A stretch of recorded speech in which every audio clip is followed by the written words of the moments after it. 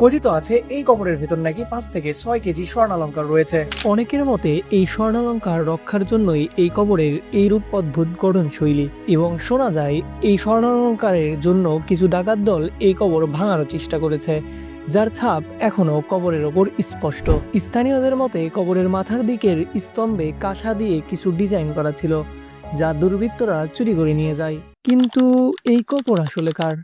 আর এত স্বর্ণ এই কবরে এলোই বা কি করে? এই কবরের পিছনের গল্প জানতে হলে আমাদের যেতে হবে প্রায় ১০০ বছর পূর্বে। বিংশ শতাব্দীর শুরুর দিকের কথা। এক ইংরেজ রেল কর্মকর্তা আসেন বগুড়া রেল স্টেশনের দায়িত্বে।